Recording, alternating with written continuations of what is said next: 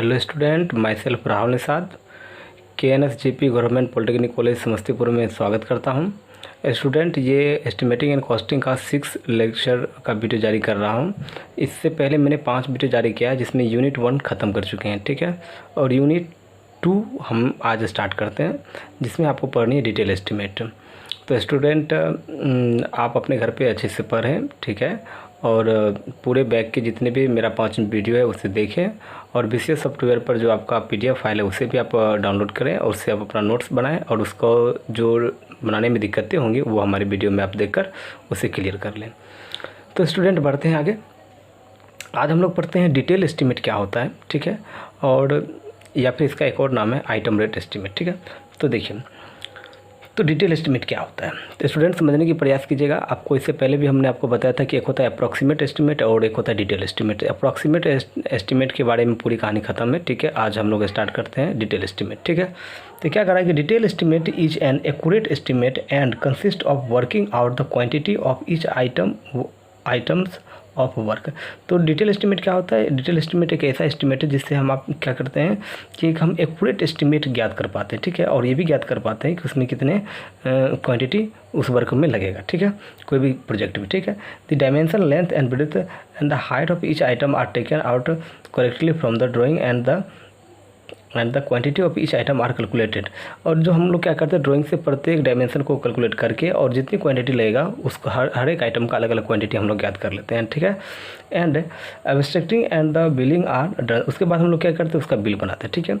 All other expensive required for satisfactory complication of project are added to the above cost to know the total cost of detail estimate. यानी कि detail estimate में जो भी चीज़ें होती है, सारा प्रोसेस, आपको जितनी भी कॉस्ट होगी, अदर जो भी चीज़ उसमें जुड़ना चाहिए था, सारा का सारा चीज़ को जोड़कर हम डिटेल एस्टिमेट को बनाते हैं, ठीक है। In case of detail estimate in complete schedule of all possible item, it is the accurate estimate, it is prepared in 2 stage। तो जानबे करते हैं, ये बात आपको समझ में आता ही होगा कि डिटेल एस्टिमेट एक ऐसा एस्टिमेट होता है जिसमें आपका एक्यूरेट एस्टिमेट निकल जाता है और इसको हम 2 मेथड से करते हैं, ठीक है। अब आप यहाँ पर ध्यान दीजिएगा, ठीक है। पहला है मेजरमेंट सीट। मेजरमेंट सीट जो हम ज्ञात करते हैं, ये ज्ञात करते हैं क्वांटिटी के लिए, ठीक है। क्वांटिटी ध्यान रखिएगा, मेजरमेंट सीट को हम प्रिपेयर करते हैं क्वांटिटी के लिए। और एक होता है एब्स्ट्रैक्ट सीट, इसको हम प्रिपेयर करते हैं कॉस्ट के लिए। तो पहले हम क्वांटिटी ज्ञात कर लेते हैं, फिर जाकर कॉस्ट निकालते हैं। इन दोनों सीट के बारे में हम आपको आगे बताएंगे, ठीक है। अब देख लेते हैं use of detail estimate. Detail estimate का यूज कहाँ करते हैं? To know accurate cost of the project. किसी भी प्रोजेक्ट का जो एक्यूरेट कॉस्ट होता है उसे ज्ञात करने के लिए करते हैं। To invite tenders for a work और अरेंज कॉन्ट्रैक्ट। और जो कॉन्ट्रैक्ट देते हैं या टेंडर का जो बनाते हैं हम लोग, टेंडर बनाने के बाद जो टेंडर दिया जाता है, तो टेंडर बनाने से पहले ही आपको डिटेल एस्टिमेट कर ली जाती है कि इस प्रोजेक्ट का कितना एस्टिमेट होगा, ठीक है। तीसरा, quantity of various item of work are known. और इससे क्या होता है कि जो क्वांटिटी लगता है, जितना भी आइटम का क्वांटिटी, जो भी आइटम मेरा रहता है उसमें लगने वाले जो भी क्वांटिटी होते हैं उनका जो होता है मटेरियल का क्वांटिटी हम पहले ही जान लेते हैं, ठीक है।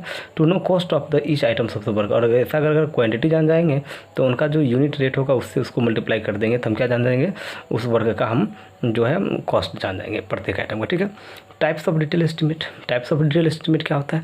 तो ये 4 तरह का होता है, ठीक है। तो समझिए कौन कौन तरह का होता है। सप्लीमेंट्री एस्टिमेट, एक होता है सप्लीमेंट्री एस्टिमेट, एक होता है रिवाइज एस्टिमेट, एक होता है रिवाइज एंड सप्लीमेंट्री एस्टिमेट, और एक होता है annual repair and maintenance estimate. तो ये 4 तरह का आपका एस्टिमेट होता है डिटेल एस्टिमेट, ठीक है। यानी डिटेल एस्टिमेट आपको 4 तरह का होता है। चलिए आगे बढ़ते हैं। तो एस्टिमेट, तो स्टूडेंट, तो अब हमें समझने है सप्लीमेंट्री एस्टिमेट क्या होता है। तो सप्लीमेंट्री एस्टिमेट समझाने से पहले हम आपको एक बात बतलाते हैं। जैसे आप कोई भी एग्जाम देते रहते हैं और आप उस एग्जाम में आप जब दे रहे होते हैं, मान लो उसमें 10 पेज है और 10 का 10 पेज खत्म हो जाता है, पर आपको एक क्वेश्चन नोट बनानी होती है, तो आप सबसे क्या कहते हैं, सर हमें सप्लीमेंट्री पेज चाहिए। सप्लीमेंट्री पेज मतलब हमें कुछ और पेज चाहिए जिसमें इसे क्या करनी है, पूरा करनी है, ठीक है। उसी तरह का एस्टिमेट भी होता है। एस्टिमेट में क्या होता है, जब मान लो आप एस्टिमेट करते रहते हो, ठीक है, तो चलिए इसको समझ लेते हैं। It is the detail estimate of additional work and prepared when the additional work or change are required to supplementary the original work during the execution of the work, ठीक है। taken a fresh detail estimate of the additional work is prepared to addition the original work। अब आप मान लो कि जो आपका original work था पर उसमें आपको कुछ चेंजिंग करनी है, कुछ क्या करनी है, चेंजिंग करनी है, मतलब कुछ आपको ऐड करनी है। तो जब ऐड करने की कंडीशन आ जाती है तो आप क्या करते हो तो वो ऐड करने की जब कंडीशन आ जाती है तो आप उसे ऐड करते, जैसे मान लो कोई आदमी घर बना रहा है, ठीक है, पर वो घर पहले ही आपको ड्राइंग, आपने उसे ड्राइंग बना के दे दिया, पूरा एस्टिमेटिंग करके आप उसे दे चुके हैं, पर जब आप घर बनाना शुरू किए तो उसने सोचा कि नहीं क्यों ना एक और बीम निकाला जाए। अब आपको तो एक बीम निकालनी पड़ जाएगी, क्योंकि उनका इच्छा है कि एक बीम निकालें। तब बीम के लिए तब फिर से आपको एडिशनल चीज़ जोड़ना पड़ेगा। तो उस समय उस बीम में लगने वाले कॉस्ट को जो आप निकालेंगे वही उसका कहलाता है क्या, सप्लीमेंट्री एस्टीमेट, ठीक है। Taken a fresh detail estimate of the additional work is prepare to addition to original work, ठीक है। The abstract should show the amount of original estimate and the total amount including the supplementary amount for which the section is required. जो section के लिए require किया जाएगा, तो जो पहले वाला जो था वो, और फिर बाद वाला जो वर्क का जो उस समय का जो उस जो प्रोजेक्ट की ड्यूरेशन टाइम में जो कुछ बढ़ा देते हैं, उसके लिए जो चीज़ उसमें ऐड करेंगे तो उन दोनों को आपको ऐड करके देना होगा, ठीक है। इसको अगर सिंपल तरीका में समझेंगे तो देखो क्या कहते हैं, in simple way we can say that it is the detail type of estimate. ये तो डिटेल टाइप ऑफ एस्टिमेट है ही, इसमें तो कोई दिक्कत है नहीं। Which is prepare to additional work is required to supplementary the original work. जो ओरिजिनल वर्क में जो एडिशनल वर्क का रिक्वायरमेंट होता है उसको जोड़ दिया जाता है, ठीक है। तो ये था आपका सप्लीमेंट्री एस्टिमेट। दूसरा है आपको रिवाइज एस्टिमेट। देखिए रिवाइज एस्टिमेट कब होता है, revise estimate is a detail estimate and is required to prepare. आप देखिए जो रिवाइज एस्टिमेट होता है ये कब हम बनाते हैं, ठीक है, और सप्लीमेंट्री एस्टिमेट का कब यूज करते हैं, जब आपको थोड़ी देर आगे बताएंगे तो आपको समझ में आ जाएगी दोनों का डिफरेंस, ठीक है। देखिए पहला, under any one of the following circumstance, मतलब नीचे में जो भी 4-5 वो हमने जो आपको टर्म लिखा है, इनमें से कोई भी चीज़ अगर चेंज हो जाती है तो आपको रिवाइज एस्टिमेट करनी पड़ेगी। पहला, when the original section estimate is likely to exceed the more than 5%। जैसे मान लीजिए कि आपने कोई घर बनाना है, अगर उसका दाम 1 लाख रुपया पड़ता है, ठीक है, सिंपल सी बात है। अब आप इसे पास करवाने के लिए गए, ठीक है, आपसे जो ऊँचे पदाधिकारी है उनके पास, पर वहाँ पर जैसे ही आपने गया तो उन्होंने बोला कि नहीं इसका दाम तो 1,15,000 पड़ रहा है, नहीं वो तो एक्सीड कर गया, कुछ तो बढ़ गया, तो तब आपको बोलेगा कि नहीं आप जाओ फिर से इसका एस्टिमेट करके लाओ। तो इस कंडीशन पर आप जब फिर से एस्टिमेट करने ले जाएंगे तो वही एस्टिमेट करना पड़ता है। क्या करता है उसको हम, रिवाइज एस्टिमेट, ठीक है। पहला अगर ऐसा हो जाता है, अगर मोर देन 5% हो जाएगी तो आपको रिवाइज एस्टिमेट करना पड़ेगा। दूसरा, when the expenditure on a work exceed or likely to exceed the amount of administrative sanction by the more than 10%। अब देखिए जो हम खर्च करते हैं वो खर्च अगर 10% बढ़ गया, मान लो 1 लाख रुपया का घर था, अब 1,10,000 हो गया, ठीक है, तो यानी कि आपका 10% तो बढ़ गई, ठीक है। अगर 10% बढ़ गई तो इसका मतलब है कि अब आपको फिर से रिवाइज एस्टिमेट करना पड़ेगा, क्योंकि 10% क्यों बढ़ा, 10% तो एक मायने रखता है। ये 1 लाख के लिए था, जब 10 लाख 1 करोड़ का होगा तो वहाँ पर तो इतनी दिक्कतें दे देगी। इस कंडीशन पर आपको क्या करना पड़ेगा, रिवाइज एस्टिमेट करना पड़ेगा, ठीक है। If there is changing of rate और क्वांटिटी ऑफ मटेरियल, अगर मान लीजिए जैसे कि आपने इस साल, जैसे मान लीजिए 2020 में आपको घर बनाने थे, आपने पूरा डिटेल एस्टिमेट करके ड्राइंग करके इसका एस्टिमेट करके आपने किसी व्यक्ति को दे दिया, पर वो 2020 में ना बनाकर 2022 में बनाता है घर। तो जब 2022 में बनाएगा तो जो चीज़ मटेरियल का रेट अभी है वो तो स्वाभाविक सी बात है अगले साल नहीं होगी जब वो बनाएगा उस समय। इसका मतलब उसको क्या करना पड़ेगा, अब एस्टिमेट को रिवाइज करना पड़ेगा, ठीक है। तो क्वांटिटी का जो मटेरियल का जो रेट चेंज हो गया, मेजर एडिशनल और alternative are introduce to original work. और जब जो कुछ ऐसी बातें जब उसमें ऐड करेगा, 2 साल के बाद यूज करेंगे और उसमें कुछ चेंजिंग कर देगा, मेजर चेंज कर देगा। देखो हमने बोला मेजर चेंज कर दिया और सप्लीमेंट्री में था नहीं हमें कुछ और भी चाहिए वर्क, वो बात था, ठीक है। तो आपको समझ में आ रहा होगा। इस कंडीशन में इन चारों में से कोई भी एक अगर बन जाता है, ठीक है, केस आ जाता है, तो अब आपको उस एस्टिमेट को क्या करना पड़ेगा, रिवाइज एस्टिमेट करना पड़ेगा, ठीक है। सप्लीमेंट्री एस्टिमेट का मतलब होता है कि आप ओरिजिनल काम कर रहे हो लेकिन करते वक्त किसी का इच्छा हुआ कि कुछ और करें तो उसको आप ऐड करोगे। जब आप उसको ऐड करोगे तो उसको ऐड करोगे, पहले वाले जितने पैसे थे उनमें जाकर उनको ऐड करोगे। तो इस कंडीशन पर जो एस्टिमेटिंग करना पड़ता है वो कहलाता है सप्लीमेंट्री एस्टिमेट, ठीक है। और जब आपको काम आप कर रहे हो पर आपका वो पर 10% से बढ़ गया, ठीक है, या फिर आपको मटेरियल का रेट चेंजिंग हो गया, आपका कॉस्ट बढ़ रहा है, ठीक है, या आप जहाँ पर आपसे ऊँचे पदाधिकारी वहाँ लेके गए वहाँ पर पता है कि नहीं इसका तो एस्टिमेट बढ़ना चाहिए था, तब फिर आपको घर पे रूम पे आकर आपको क्या करना पड़ेगा, रिवाइज एस्टिमेट करना पड़ेगा, ठीक है। अब है अगला रिवाइज एंड सप्लीमेंट्री एस्टिमेट। और कभी कभी आपको ऐसा भी कंडीशन हो जाएगा कि 2 साल के बाद इसको घर बनाना है, ठीक है, और साथ ही साथ उसमें कुछ और चेंजिंग कर देगा, तो अब उन कंडीशन पर आपको रिवाइज एंड सप्लीमेंट्री एस्टिमेट इन दोनों का आपको यूज करना पड़ेगा, ठीक है। और तीसरा है annual repair and maintenance estimate. यानी कि जब आपको मान लीजिए कि आप कोई भी बिल्डिंग बना देते, इसका मतलब ये नहीं कि बिल्डिंग बना दी तो आपकी कहानी खत्म होगी, बिल्कुल नहीं। आपको बिल्डिंग बनाने के बाद आपको हर साल उसको रिपेयर करने के लिए आपको कुछ ना कुछ कॉस्ट चाहिए, ठीक है। तो वो कॉस्ट जो उसका होता है वो क्या कहलाता है, यानी कि उस तरह का जो एनुअल रिपेयरिंग या मेंटेनेंस के लिए, या फिर जैसे मान लो कि आपने कि आपको पेंटिंग करना है, घर का कलरिंग करना है, बार बार चेंज करना है, ठीक है, इस तरह का जो पैसे उनमें खर्च किया जाता है वही आपको क्या कहलाता है, annual repair and maintenance estimate. कहता है क्या है, ये क्या कहना चाहता है समझिए। It is a detail type of estimate to prepare the maintenance of structure like painting, colouring and washing etc। तो जो वॉशिंग करना है या फिर कलरिंग करना है या फिर पेंटिंग करना है, इसके लिए जो आप कॉस्ट जोड़ोगे वही उसका लिए क्या कहलाता है, annual repair and maintenance estimate, ठीक है। अब एक क्वेश्चन है कि हमने आपके लिए एक क्वेश्चन रखा है यहाँ पर, वो क्वेश्चन यह है कि right the difference between the revise estimate and supplementary estimate. तो क्या है कि इसको हमें ऐसे बनाना था कि एक तरफ रिवाइज एस्टीमेट, एक तरफ सप्लीमेंट्री एस्टीमेट, बीच में एरो देना था। तो वो जो होता है, वो वर्क हमें उतना कंप्यूटर पे हम उतना नहीं कर पाते हैं, जिसके कारण हमने आपको ऊपर में रिवाइज एस्टीमेट और नीचे में आप लोगों को क्या दे दिए, सप्लीमेंट्री एस्टीमेट। तो रिवाइज एस्टीमेट भी आपको पता है और आपको सप्लीमेंट्री एस्टीमेट भी पता है। आप अपने कॉपी पर दोनों तरफ साइड करके 3 पॉइंट इसमें, 3 पॉइंट उसमें आप लिख लेंगे, ठीक है। तो ये यहाँ पर आपका, यहाँ पर तीनों का तीनों पॉइंट हम आपको बतला देते हैं क्या है, ठीक है। आप जो है वो, ठीक है, आप इसे अपने नोटबुक पर, ठीक है, इसे अच्छे से आप डिफरेंस दोनों में आप निकाल लेंगे, ठीक है। हमने आपको समझाया ही कि रिवाइज एस्टीमेट क्या होता है और सप्लीमेंट्री एस्टीमेट क्या होता है। कर लेंगे, आई होप कि आप लोग इतना कर सकते हैं, ठीक है।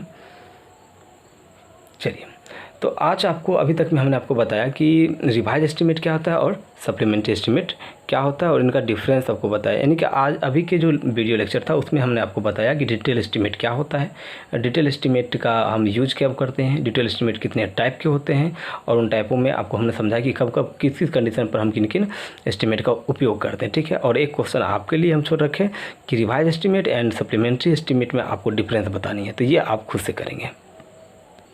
स्टूडेंट, अब आते हैं मेथड ऑफ डिटेल एस्टीमेट। तो दो तरह से डिटेल एस्टीमेट को हम ज्ञात करते हैं। पहला होता है कि इंग्लिश मेथड, एक होता है पीडब्ल्यूडी मेथड, ठीक है।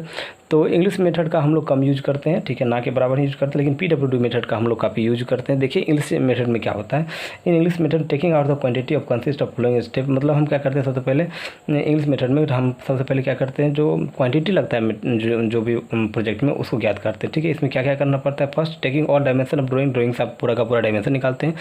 तो उसके बाद क्या करते हैं, ग्राफिक करते हैं उनका, और उसके बाद क्या करते हैं, उनका बिल्डिंग करते हैं, ठीक है। ये प्रोसेस है इंग्लिश मेथड का, लेकिन इसका उपयोग हम लोग करते नहीं है, ठीक है।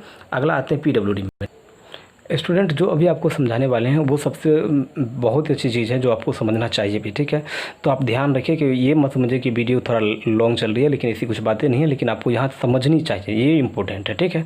तो आपको ये पेज समझना बहुत ज़रूरी है, ठीक है। कहता है द पीडब्ल्यूडी मेथड जो mainly adopted in our country, हमारे देश में ये पीडब्ल्यूडी मेथड काफ़ी वाइडली रूप से यूज किया जाता है for preparing the detail estimate को निकालने के लिए। In this method taking out the quantity and prepare the detail estimate. सबसे पहले हम लोग क्या करते हैं, क्वांटिटी को ज्ञात करते हैं, उसके बाद हम क्या करते हैं, डिटेल एस्टीमेट करते हैं, ठीक है। There are through step in PWD method, और पीडब्ल्यूडी मेथड में दो तरह की मेथड अपनाते हैं, ठीक है।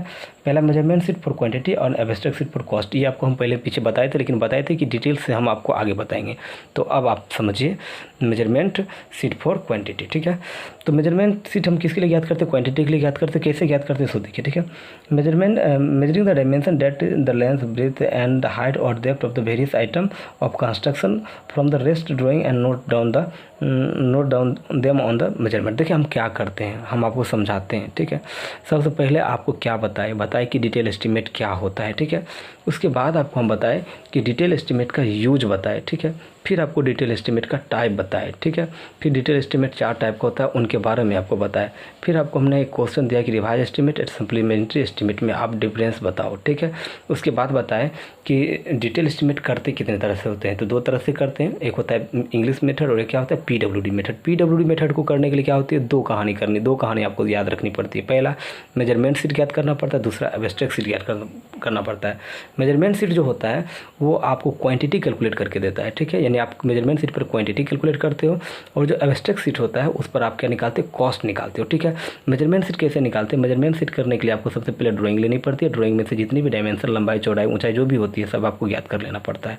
जैसे मान लो कोई पार्टिकुलर मतलब एक कोई रूम लिया, जिस रूम का मान लो कोई एक लंबाई लिया, कोई एक बीम लिया, उसकी लंबाई लिया, चौड़ाई लिया और उसको ऊंचाई लिया, तो वो एक बीम हो गया। इस पार्टिकुलर आइटम का नाम क्या दे देंगे? बीम। इसका नंबर कितना, अगर उसमें मान लो ऐसा नंबर अगर 5 नंबर है, वैसे बीम 5 हुए तो 5 लिख देंगे यहाँ पर। लंबाई, चौड़ाई और ऊंचाई, लंबाई, चौड़ाई और ऊंचाई को गुना कर देंगे, उसका वॉल्यूम निकल जाएगा। और उसमें जितना नंबर 5 हुआ है तो 5 से गुना कर देंगे, और 1 यूनिट में कितना लगता होगा उससे मल्टीप्लाई कर देंगे, या इन सबको मल्टीप्लाई कर देंगे, तो यहाँ पर जो क्वांटिटी होगी वो हमें निकल जाएगा। क्वांटिटी कैसे निकलेगा? तो लंबाई को, चौड़ाई को, ऊंचाई को गुना कर देंगे, जितना नंबर होगा उसको गुना कर देंगे, और उसके 1 यूनिट में कितना लगता होगा उस यूनिट को में से जितना भी ये यूनिट आया सबको गुना कर देंगे, तो आपको क्वांटिटी ज्ञात हो जाएगा। इसी तरह किसी एक बीम का निकाल दीजिए, कॉलम का निकाल दीजिए, या जो भी चीज़ें होगा सबको निकाल देंगे। यहाँ पर सबका सम कर देंगे, सम का मतलब होता है समेसन। ठीक है, आप सबका क्या कर दोगे? समेसन कर दोगे, तो ये जो चीज़ आपको यहाँ मिलेगा ये आपको क्वांटिटी मिल जाएगा। ठीक है, तो आपको समझ में आया मेजरिंग शीट क्या करते हैं? क्वांटिटी ज्ञात करते हैं। अब आते हैं एब्स्ट्रैक्ट शीट पर।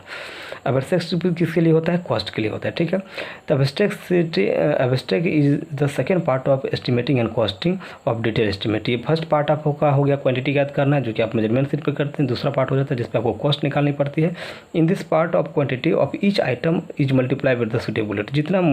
जितना आपको आइटम होता है उसको सुटेबल रेट से क्या करते हैं? मल्टीप्लाई कर देते हैं, तो हमें क्या निकल जाता है? उसका कॉस्ट निकल जाता है। ठीक है, this estimate cost is increase by 5%। और जब आपको निकल जाता है कॉस्ट, उसको बाद उसमें 5% इंक्रीज भी कर देते हैं। क्यों कर देते हैं? For any expected work which is known as contingencies. आपको बार बार पीछे ले न्यूमेरिकल में आपको समझ में आता होगा कंटेजिनियस का मतलब होता है जो उसमें 5% या 7% बढ़ाता है, उस हिसाब से बढ़ाता है कि कोई अनएक्सपेक्टेड वर्क हो जाए। जैसे अनएक्सपेक्टेड वर्क का मतलब हुआ, जैसे मान लीजिए कि आप वर्क कर रहे हो और आपका जो वहाँ पर काम चला रहे थे वहाँ पर जो जनरेटर है वो ख़राब हो गया, तो आप दूसरा जनरेटर को हायर करके लाते हैं कि जल्दी जल्दी लाएंगे तब तो काम पर पूरा कर पाएंगे। तो वो क्या हो जाता है कि अगर वो ना हो तो आपको 1-2 दिन वर्क रुकना पड़ता है, तो आपको पैसा बढ़ जाता है। इसलिए हम पहले ही एस्टिमेटिंग में पहले ही ये हम कैलकुलेट कर रखते हैं कि अगर ऐसा कंडीशन आएगा तो हम दूसरा ला सकते हैं। ठीक है, उसका मतलब जुगाड़ लगा के रख देते हैं, सिंपल वर्ड में बोला जाए तो। और other additional expresses such as the contractor profit, water charges, ये सब तो आपको जोड़ना पड़ता है। Purchase of tools and other equipment, अब उसको कैसे बनाते हैं? सीरियल नंबर लिखते हैं, पर्टिकुलर आइटम लिखते हैं, यूनिट लिखते हैं, क्वांटिटी लिखते हैं और यूनिट रेट लिखते हैं और अमाउंट लिखते हैं। जो पर्टिकुलर आइटम है उसका यूनिट कितना है, उसकी क्वांटिटी कितनी है, दोनों को आपस में मल्टीप्लाई कर देते हैं, जो उसका रेट होगा उसके बाद क्या मिल जाएगा? आपको समेसन कर देंगे, इससे आपको उसका टोटल आपको अमाउंट मिल जाएगा। आगे आपको जो न्यूमेरिकल बनेगा उसमें इसका खूब यूज होगा। ठीक है, तो वहाँ पर फिर और समझेंगे। तो आपको आई होप कि आपको दोनों चीज़ समझ में आई होगी। ठीक है स्टूडेंट, अब आप आगे समझिए कि जब आप डिटेल एस्टिमेट करते हैं तो कौन कौन से फैक्टर को आपको कंसीडर करना पड़ता है। ठीक है, तो कंसीडर करना पड़ता है, नहीं तो आपको वो इफेक्ट कर देगा आपको डिटेल एस्टिमेट पर। ठीक है, तो आखिर कौन कौन से ऐसी चीज़ है? तो पहला quantity and transportation of material. मान लो कहीं दूर से आप मटेरियल को लाते हो, ठीक है, तो आपका रेट आपको तो उसका बढ़ जाएगा। ठीक है, आप एक चीज़ आपको हम बतलाते हैं। जैसे मान लो कि ये एक रूम है, ठीक है, ये घनाभ आकार का है, ठीक है, क्यूबाइड है। इसमें अगर मान लो कि 100 मीटर क्यूब इसमें सेंड इसमें अट जाता है। ठीक है, लेकिन अगर आप मानो कि इसमें अगर आप 5% ऑफ वाटर ऐड कर दोगे तो इसको 5% ऑफ वाटर 100 मीटर क्यूब जो वॉल्यूम था उस सेंड में अगर आप मिला देते हो, मिक्स कर देते हो, तब इसका नया वॉल्यूम हो जाएगा 130 मीटर क्यूब। ठीक है, यानी कि 30 मीटर क्यूब वॉल्यूम इंक्रीज कर जाता है। तो ये एक प्रॉब्लम है। मान लो लाने वाला आपको ट्रक से ला के दे रहा है पर बार बार उसमें पानी को मिक्सर करके 5% ज़्यादा करेगा फिर वॉल्यूम घटेगा। 5% कम पे भी वॉल्यूम घटता है, 5% से ज़्यादा पर भी वॉल्यूम घटता है। ठीक है, तो ये एक प्रॉब्लम होता है। क्या है? For bigger project the requirement of material is more. जब बिगर प्रोजेक्ट करेंगे तो रिक्वायरमेंट ऑफ मटेरियल काफ़ी ज़्यादा होगा। Such bulk volume of material will be purchase and transportation differently is cheaper then. अब इसका सिंपल सा मीनिंग अगर समझे तो हम ये बात कहना चाहते हैं कि अगर आपका क्वांटिटी नज़दीक से लाते हैं, ठीक है, कोई भी मटेरियल आप नज़दीक से लाते हैं, ठीक है, तो आपका रेट कम लगेगा। लेकिन अगर वो दूर से लाएँ तो उसका क्या होगा? रेट ज़्यादा होगा। या लाने में कोई गड़बड़ी की जाए तो आपको वो इफेक्ट कर देगा ना आपको एस्टिमेट पर। आपको पहले से पता था कि हम 10 गाड़ी लाएंगे तो हो जाएगा, लेकिन आपको ये नहीं तो पता था कि 5% उसमें वाटर ऐड करके दिया है, तो इस तरह की प्रॉब्लम क्रिएट हो जाएगी। इसको आपको ध्यान रखना पड़ेगा जब आप प्रोजेक्ट पर वर्क करते रहेंगे तब। दूसरा है लोकेशन ऑफ साइट। अब मान लो कोई जो साइट है वो ऐसी जगह पहाड़ पर बना रहे हैं घर, मान लो आप बना रहे हो, कुछ दिन बाद अर्थक्वेक आ गया, प्रोजेक्ट चल ही रहा था, अर्थक्वेक आ गया था, वो डैमेज हो गया, तो ये भी आपको फैक्टर इफेक्ट कर देता है। ठीक है, the site of the work is selected such that it should be reduce the damage or the transit during the loading, unloading or stocking of the material. ऐसे कुछ भी अगर कुछ भी कारण होता है तो वो आपको क्या होता है, लोकेशन ऑफ साइट के कारण होता है, तो लोकेशन ऑफ साइट पर ये चीज़ आपको ध्यान रखनी पड़ेगी, ठीक है। और दूसरा है लोकल लेबर चार्जेस। अब मान लो कि आपको एक स्किल्ड लेबर लाना है और जिस एरिया में आप वर्क कर रहे हो उस एरिया में वो लेबर मिल नहीं रहा है, आप दूसरे जगह से उस लेबर को हायर करके लाते हैं तो उसको पैसा भी तो देना पड़ेगा। नज़दीक में मिल जाएगा तो खैर कोई बात नहीं है, अच्छी बात है, क्योंकि आपको कम कॉस्ट में आपको बन जाएगा, क्योंकि नज़दीक के व्यक्ति रहेंगे, कुछ कम पैसे भी देंगे तो आपको काम कर देगा। तो ये सब जो बातें होती हैं, ये सब चीज़ आपको ध्यान रखनी पड़ती है, नहीं तो आपको जो डिटेल एस्टिमेट करोगे तो उस पर आपको इफेक्ट कर देगा, ठीक है, बहुत सारा चेंजिंग कर देगा पैसे के मामले में। The skill suitability and wage of local labours are consider while the preparing of the detail estimate. जब डिटेल एस्टिमेट आप करोगे तो ये चीज़ ध्यान में रखोगे कि आप कहाँ के लिए बना रहे हैं, कहाँ के लिए आप एस्टिमेट कर रहे हैं, किस जगह के लिए कर रहे हैं, किस साइट के लिए कर रहे हैं, ठीक है, वो कहाँ पर है, क्या क्या कंडीशन, ये चीज़ आपको ध्यान में रखना पड़ता है, ठीक है। आगे है the detail estimate should be accompanied with the detail estimate. जब आप करते रहोगे तो वहाँ पर कुछ चीज़ आपको और भी ध्यान में रखनी पड़ेगी, आपको देनी पड़ेगी, ठीक है। पहला एक रिपोर्ट, दूसरा है स्पेसिफिकेशन, तीसरा है ड्राइंग, चौथा है डिजाइन, चार्ट एंड कैलकुलेशन, और पाँचवा है स्टैंडर्ड शेड्यूल ऑपरेट। अब एक चीज़ और चीज़ आता है जिसको हम कहते हैं डाटा। बार बार ये चीज़ आता है कि डाटा क्या है, डाटा क्या है, तो डाटा क्या है वो समझिए। अब स्टूडेंट समझते हैं डाटा क्या होता है। The process of working out the cost or rate per unit of each item is called data. समझिए, the process of working out यानी कि एक ऐसी क्रिया जिसके द्वारा हम ज्ञात करते हैं, क्या ज्ञात करते हैं, the cost or rate per unit of each item. या तो हम कॉस्ट ज्ञात करते हैं या रेट पर यूनिट, यानी प्रत्येक एक यूनिट का आइटम का कितना रेट होता है वो ज्ञात करते हैं, वही क्या कहलाता है, डाटा कहलाता है, ठीक है। इन प्रिपरेशन ऑफ डाटा, जब डाटा आप निर्माण करते रहते हैं, बनाते रहते हैं, ठीक है, the rate of material and labour are obtain from the current standard schedule of rate. जैसे मान लो कि आप डाटा बना रहे हो कि यहाँ पर कितना लेबर ज़रूरत है, उस लेबर की कॉस्ट से मल्टीप्लाई करती है, पर पता चला कि यहाँ का लेबर कॉस्ट थोड़ा ज़्यादा है, तो ये चीज़ आपको ध्यान रखनी पड़ती है, ठीक है। या फिर जो कोई सामान मटेरियल खरीदते हैं उसका इस एरिया